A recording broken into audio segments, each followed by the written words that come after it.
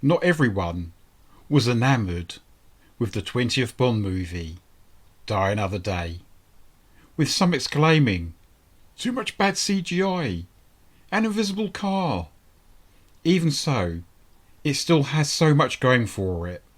Pierce Brosnan's its leading man after all, and his leading ladies just happen to be Halle Berry and Rosamund Pike. I'm Stephen Archibald, and welcome to my movie podcast.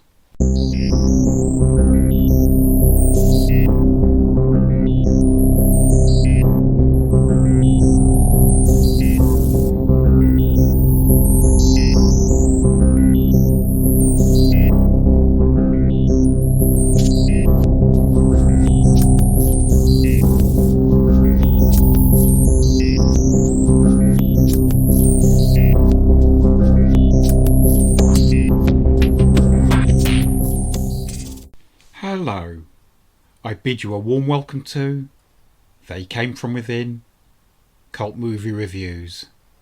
Live to Fight Another Day, Die Another Day, 2002. 2002 was a big year for James Bond. It marked the 40th anniversary of the MI6 agent's first appearance on the silver screen.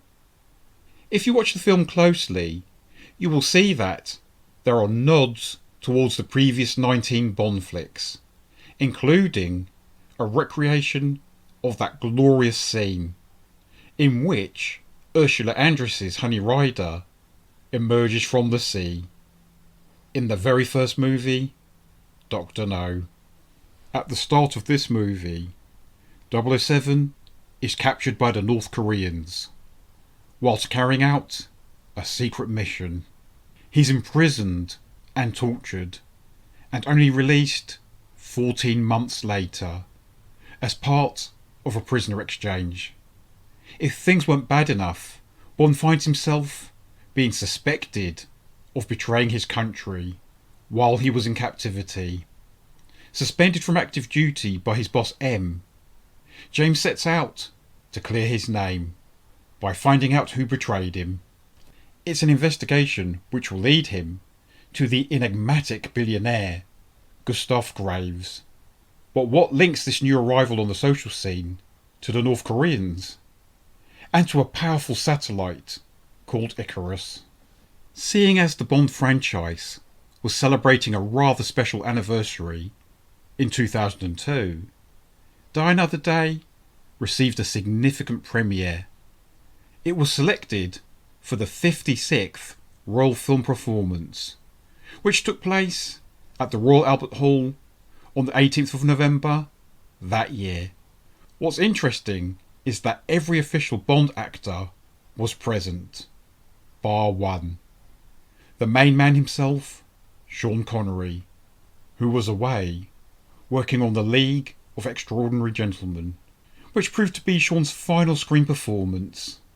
After considering the stunning English actress Saffron Burrows and the Hollywood star Salma Hayek, not to mention the pop singer Sophie Ellis-Bextor, the role of Jacinta Johnson went to the luminously beautiful Halle Berry.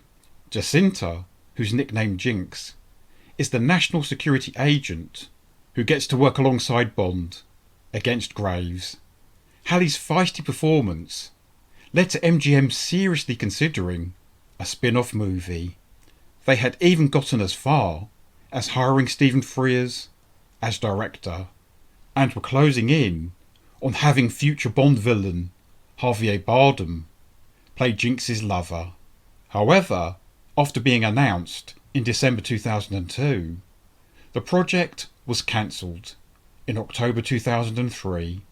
This is likely due to the fact that similar projects, such as Lara Croft, Tomb Raider, The Cradle of Life, and Charlie's Angels Full Throttle, had underperformed at the box office. Making Bond films has always carried a certain amount of risk for the actors, and Halle was no exception. She had to undergo a half-hour operation after debris had lodged in her eye, following a stunt featuring a smoke grenade. Further still, whilst filming her love scene with Pierce Brosnan, poor Hallie nearly choked on a fig. Pierce himself came to her rescue and even performed the Heimlich manoeuvre. Poor Pierce also received an injury at some stage. Damaging his knee led to a cease in filming for a week. On a far more positive note, Miss Berry got to leave the set for a couple of days in order to attend the Oscars, where she picked up the Best Actress Oscar for her stunning performance in Monsters Ball. Hallie's glorious exit from the sea in Die Another Day was actually filmed in Cadiz on a very cold day. You'd never have guessed it, but that's the magic of cinema for you.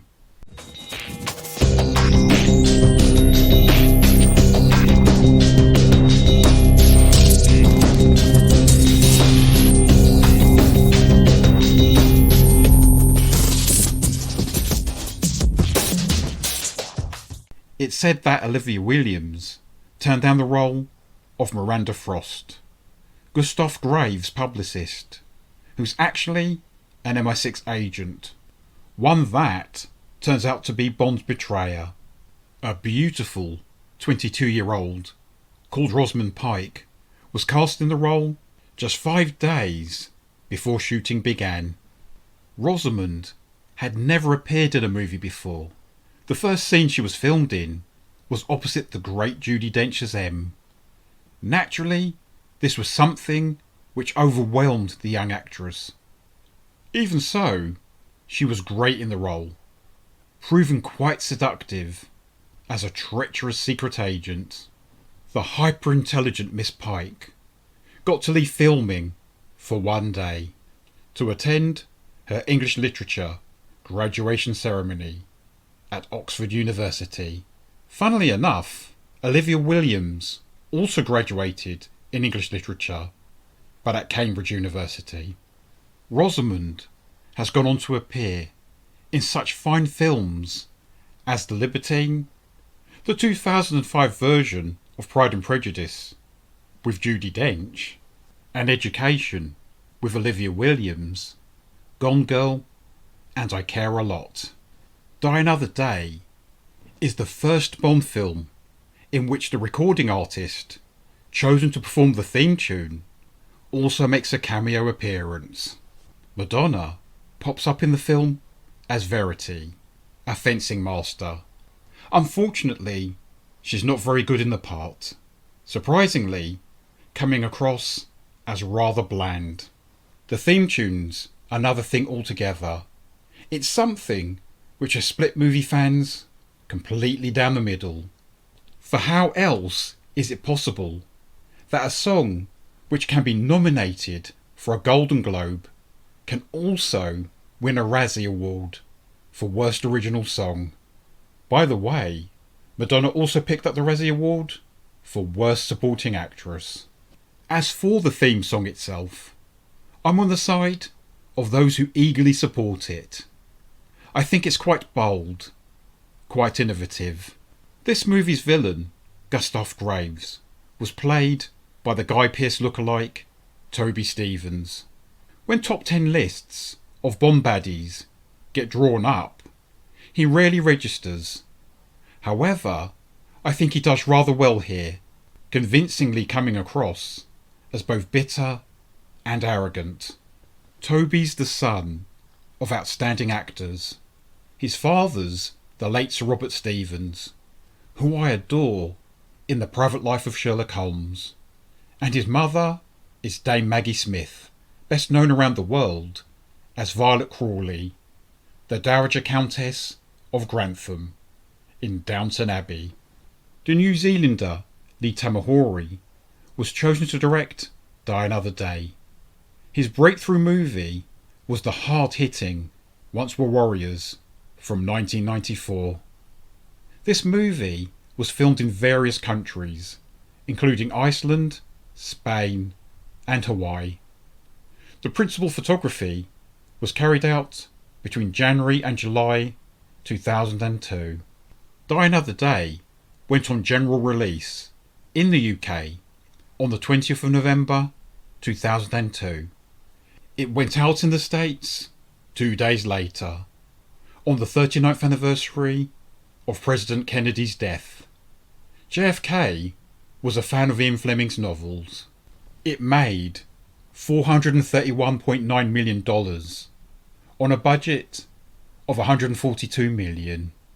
Die Another Day is an odd Bond movie in that it has two distinctive halves.